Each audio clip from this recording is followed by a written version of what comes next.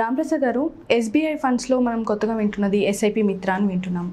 So ఈ SIP మిత్ర అంటే ఏంటి, దీంట్లో ఎవరు ఇన్వెస్ట్ చేయొచ్చు, ఇది దేనికి యూస్ఫుల్ ఒకసారి చెప్తారా? ఎస్ఐపి మిత్ర ఇది రీసెంట్గా వచ్చిన ఎన్ఎఫ్ఓలో వాళ్ళు ఎక్కువగా ఇది బ్రోచర్లో ప్రింట్ చేసి మరీ పబ్లిష్ చేశారు, ఎస్ఐపి మిత్ర. ఓకే, అయితే లెట్స్ నాట్ అంటే మనం ఒక ఎస్బీ ఒక బ్రాండ్గా ప్రమోట్ చేయదు, కానీ అసలు ఆ ఎస్ఐపి మిత్ర కాన్సెప్ట్ని అర్థం చేసుకుందాం. Okay, similar concept earlier ICICI mutual ఫండ్స్లో కూడా చెప్పారు. వాళ్ళు దాన్ని ఫ్రీడమ్ సిప్ అన్నారు, వీళ్ళు మిత్రా సిప్ అన్నారు. ఓకే, అంటే యాక్చువల్గా ఈ కాన్సెప్ట్ ఏంటంటే ఎస్ఐపి అండ్ ఎస్డబ్ల్యూపి కాంబినేషన్లో ఒక ఫైనాన్షియల్ ప్రొసీజర్ని డిఫైన్ చేయటం. Okay, SIP and SWP. అయితే ఇప్పటి వరకు ఎస్ఐపి అంటే ప్రతి ఒక్కరికి తెలిసిపోయింది, systematic investment plan. Every month ఒక డేట్కి ఒక ఫిక్స్డ్ అమౌంట్ పెడతాము, అది అద్భుతంగా పెరిగిపోతుంది. 20 years ఉంటే 1 crore అవుతుంది, 30 years ఉంటే 4 crores అవుతుంది అనుకున్నారు. అంటే ఎస్ఐపి అనేది ఒక తమ్ము నెయిల్ అయిపోయింది.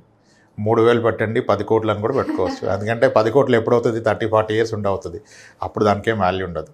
ఓకే, ఈ ఎస్ఐపి మిత్ర ఆర్ ఫ్రీడమ్ ఎస్ఐపి అంటే ఏంటంటే మీరు కొంతకాలం పాటు ఎస్ఐపి ద్వారా ఇన్వెస్ట్ చేసి అక్కడితో మీ ఎస్ఐపిని ఆపేసి మీరు ఎలాగైతే సిస్టమాటిక్గా ఎవ్రీ మంత్ ఇన్వెస్ట్ చేశారో అలానే ఎవ్రీ మంత్ సిస్టమాటిక్గా మీరు కొంత అమౌంట్ వెనక్కి తీసుకోవటాన్నే ఈ ఎస్ఐపి మిత్ర అన్నారు. ఎంత సిస్టమాటిక్గా అయితే మీరు మంత్లీ ఒక అమౌంట్ లెటర్స్ 10,000 ఇన్వెస్ట్ చేస్తూ పోతే మీరు సర్టన్ పీరియడ్ తర్వాత ఎస్ఐపిని ఆపి ఎవ్రీ మంత్ అలానే సిస్టమాటిక్గా అమౌంట్ వెనక్కి తీసుకోవటమే ఈ మిత్ర ఆర్ ఫ్రీడమ్. ఓకే, అంటే ఎలా ఉంటుంది 10 years ఇవి? ఎస్బీఐ వాళ్ళు ఇప్పుడు వీళ్ళు పబ్లిష్ చేసింది ఏంటంటే మీరు 8 years పాటు కనుక ఒక ఎస్ఐపి ఒక అమౌంట్ ఎక్స్ అమౌంట్ చేస్తే 8 years తర్వాత మీకు ఎవ్రీ మంత్ ఆ ఎక్స్ అమౌంట్ మీరు ఎస్డబ్ల్యూపి ద్వారా తీసుకోవచ్చు. అంటే ఎంత ఇన్వెస్ట్ చేస్తే అంత అమౌంట్ 8 years చేస్తే. అదే 10 years చేస్తే 1.5x, 12 years చేస్తే 2x, 15 years చేస్తే 3x అన్నారు. అంటే 10,000 రూపాయలు కనుక మీరు ఎస్ఐపి 8 ఏళ్ల పాటు చేస్తే అప్పుడు ఎస్ఐపి ఆపేసి అక్కడ నుంచి ఎవ్రీ మంత్ 10,000 రూపీస్ని మీరు లైఫ్ లాంగ్ తీసుకోవచ్చు అన్నారు. దానికి ఏమి లాక్ ఇన్ పెట్టలేదు. ఓకే, సిమిలర్లీ మీరు 12 years పెట్టినట్లయితే 2 times, 10 years అయితే 1.5 times, 15 years అయితే 3 times. అంటే ఈ 15 years దాన్ని తీసుకుందాం మనం ఎగ్జాంపుల్గా. అంటే ఇప్పుడు ఏమంటున్నారు, మీరు నెలకి 10,000 రూపాయలు ఎస్ఐపి పెట్టిన పక్షంలో 15 ఏళ్ల పాటు ఇది కంటిన్యూ చేస్తే అప్పుడు ఎస్ఐపి ఆపేసి ఎస్డబ్ల్యూపి ట్రిగ్గర్ చేసి మంత్లీ 30,000 తీసుకుని అంటున్నారు. అంటే గ్యారంటీ 30,000 ఎవ్రీ మంత్ పెన్షన్ లాగా తీసుకోమని చెప్తున్నారు, విచ్ ఈజ్ గుడ్ కదా, విచ్ ఈజ్ వెరీ గుడ్. ఎందుకంటే ఇన్సూరెన్స్లో ఎన్నో ప్రొడక్ట్స్ వచ్చాయి ఇప్పుడు గ్యారంటీ రిటర్న్. ఎస్, అయితే థియరిటికల్లీ మనీ తీసుకోవడం పాసిబుల్, కానీ హౌ లాంగ్ అది వస్తుంది అంటే థియరిటికల్లీ పాసిబుల్ అని చెప్పకూడదు. కానీ looking at the past returns, okay, అది లైఫ్ లాంగ్ కాదు, జనరేషన్స్కి వచ్చేస్తుంది, ఎన్ని జనరేషన్స్కైనా వచ్చేస్తాయి. ఓకే, అయితే ఇది ఎలా పాసిబుల్ అంటే ఇప్పుడు టిపికల్గా మ్యూచువల్ ఫండ్స్ ఎస్ఐపి అంటే అందరు ఇప్పుడు 14-15 ఎస్ఐపి క్యాలిక్యులేటర్లు ఎంతెంతో పెట్టి క్యాలిక్యులేట్ చేస్తున్నారు. అవన్నీ వదిలేద్దాం, వెరీ కన్జర్వేటివ్ క్యాలిక్యులేషన్ చేద్దాం. ఒక వ్యక్తి నెలకి 10,000 రూపాయలు ఎస్ఐపి చేస్తున్నారు, 10,000 per month ఎస్ఐపి చేస్తున్నారు. ఓకే, సో ఇతను 15 ఏళ్ల పాటు చేశారు.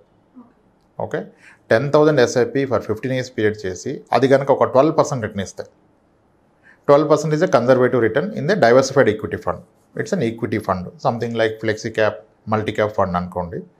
12% తీసుకోవచ్చు, ఎందుకంటే మనకి లార్జ్ క్యాప్ ఫండ్స్ కూడా 11% ఇచ్చాయి 15 years average return. So multi cap డెఫినెట్గా 12 ఇచ్చే అవకాశం మాత్రం ఉంది. Okay, in case 10,000 rupees per month ఎస్ఐపిని 15 years పాటు కనుక మీరు పెట్టగలిగినట్లయితే దాని వాల్యూ అట్ 15% గ్రో అయితే ఇంచుమించుగా 49.5 lakhs అవుతుంది.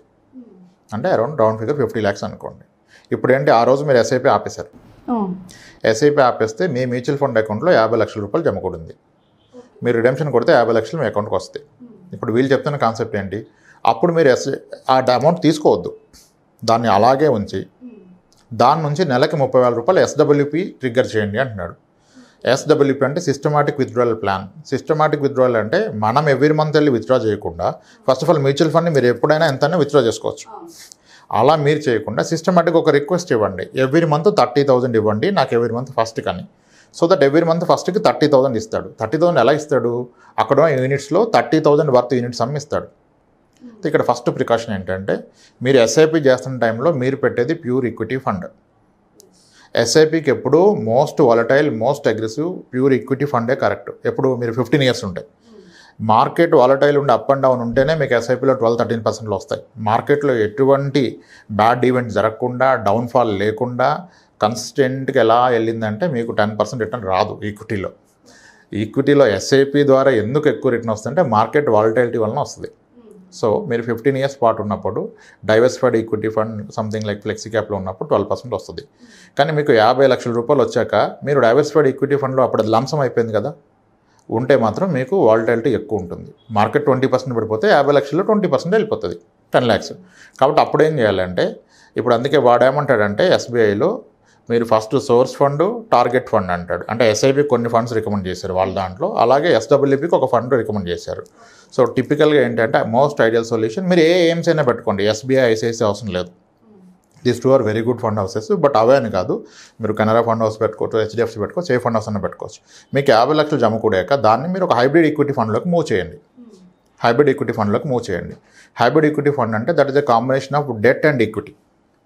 డెట్ అండ్ ఈక్విటీ వల్ల మీకు రిస్క్ కాస్త తగ్గుతుంది, రిటర్న్స్ కూడా కాస్త తగ్గుతాయి. Let us assume hybrid equity funds హిస్టారికల్గా ఇప్పుడు చాలా ఎక్కువ రిటర్న్ చూపిస్తున్నాయి. 10 years CAGR కూడా 14.75 ఫండ్స్ కూడా ఉన్నాయి. 10% ఇస్తుంది అనుకోండి. ఇప్పుడు 50 లక్షల రూపాయలు ఉంది, మీరు దాన్ని హైబ్రిడ్ ఈక్విటీలో పెట్టారు. గోయింగ్ ఫార్వర్డ్ అది ఆన్ అన్ యావరేజ్గా ఇయర్లీ ఒక 10% ఇస్తుంది. ఇప్పుడు ఈయన ఏమన్నాడు, మీరు 10,000 ఎస్ఐపి చేస్తే 30,000 తీసుకోమన్నాడు. అంటే 50 lakhs మీద 30,000 per month. 30,000 per month అంటే which is around 3,60,000 per year. అంటే ఆల్మోస్ట్ మీ 50,000 మీద ఒక 7.2% per year తీసుకోమన్నాడు. అంటే రౌండ్ ఫిగర్ అనుకోండి, మీ ఆ రోజుకి ఉన్న అమౌంట్ 50 lakhs మీద 7% per year తీసుకుంటున్నారు. కానీ ఇందాక మనం అనుకున్నట్టుగా అక్కడున్న ఫండ్ ఏమో 10% per year పెరుగుతుంది. సో 10% పెరుగుతున్నప్పుడు మీరు 7% తీసుకుంటే మీ మనీ తగ్గదు కదా. అవును, మీ మనీ ఎప్పటికీ తగ్గదు. అయితే ఒకవేళ మార్కెట్ క్రాష్ అయిపోయింది, 50 lakhs మీరు జమ చేశాక మార్కెట్ ఈజ్ కరెక్టెడ్ బై 45% అనుకోండి. లేడేసే వరస్ట్ కేస్ 59% ఫాల్ అయింది అనుకోండి. ఇప్పుడు 2008లో 2009 మార్చ్లో Sensex is down by 59%. 22,000 Sensex has come to 8,400. అటువంటిది ఇంకో ఫాల్ వచ్చింది అనుకోండి. అప్పుడు ఏమవుతుంది, మార్కెట్ 50% పడితే మీరు ఈక్విటీ ఫండ్లో ఉంటే మీ ఫండ్ కూడా 40% పడుతుంది. కానీ మీరు హైబ్రిడ్ ఫండ్లో ఉన్నారు, హైబ్రిడ్ ఈక్విటీ ఫండ్లో. సో ఇది ప్రాబబ్లీ ఒక 25% పడుతుంది. ఓకే 20 or 25, 30 పడుతుంది. 30 పడితే ఏమవుతుంది, మీ 50 lakhs కాస్త తగ్గి 35 lakhs అవుతుంది.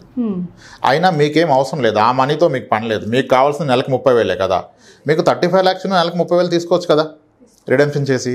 అయితే అంత మార్కెట్ పడితే మార్కెట్ అక్కడ ఉంటుందా?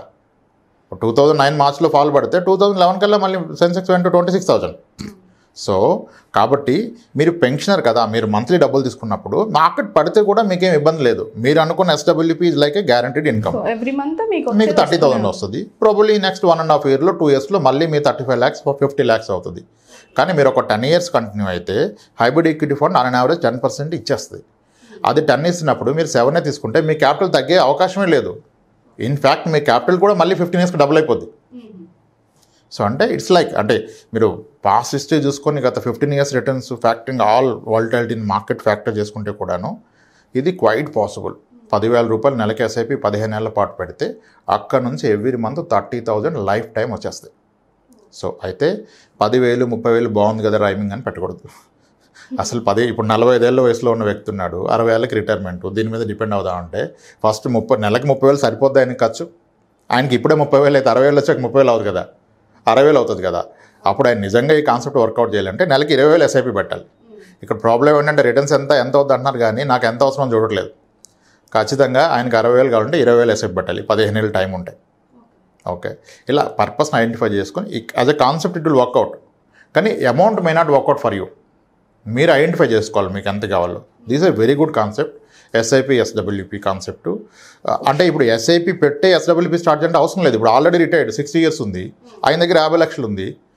ఇంకా ఆయన కొత్తగా ఎస్ఐపి పెట్టారు కదా, డైరెక్ట్గా 50 లక్షలు తీసుకొచ్చి ఎస్డబ్ల్యూపీ స్టార్ట్ చేసుకొని నెలకు 30,000 తీసేసుకోవచ్చు. ఓకే, అంటే మనం పే చేయకుండా ఉన్న దాంతోనే. ఇప్పుడు మీ దగ్గర డబ్బులు లేవు కాబట్టి మీరు ముందు జమ చేసుకొని తర్వాత ఈ ప్రాసెస్కి వచ్చారు. మీ దగ్గర ఆల్రెడీ డబ్బులు ఉన్నాయి, అప్పుడు ఇంకా ఎస్ఐపి ఎందుకు, ఆ మనీ పెట్టి ఎస్డబ్ల్యూపీ తీసుకోవచ్చు. ఇప్పుడు ఈ కాన్సెప్ట్లో నేను పర్సనల్గా ఒక 60 clients ఉన్నారు నాకు, 60 years అండ్ అబవ్ ఉండి ఎస్డబ్ల్యూపీ ద్వారా మంత్లీ ఇన్కమ్ గ్యారంటీ ఇన్కమ్ తీసుకుంటున్న వాళ్ళు. మన దగ్గర 86 years old క్లయింట్ ఉన్నారు, 82 ఉన్నారు, 76, 68 చాలామంది క్లయింట్స్ ఉన్నారు. This is a perfect solution for them. అందరూ ఇన్వెస్ట్ చేయొచ్చు అంటారా? ఎవరైనా చేసుకోవచ్చు, ఏ ఏజ్ గ్రూప్ అయినా చేసుకోవచ్చు. అండ్ దీనికి నామినీస్ ఉంటారు, నా తర్వాత ఏమవుద్ది మనీ అంటే ప్రాబ్లమే లేదు. You can have multiple nominees, వాళ్ళకి పాస్ అని అవుతుంది. మీరు ఉన్నంతకాలం మీరు ఎవరి మీద ఆధారపడకుండా ఒక పెన్షనర్ లాగా. ఇప్పుడు గవర్నమెంట్ ఎంప్లాయీ రిటైర్డ్ అయితే ఆయనకి పెన్షన్ ఉంది, సో ఆయన ఎవరి మీద డిపెండ్ కాదు. ఒక ప్రైవేట్ ఎంప్లాయీ రిటైర్ అయితే అప్పుడు వాళ్ళకి ఇది ఒక సొల్యూషన్.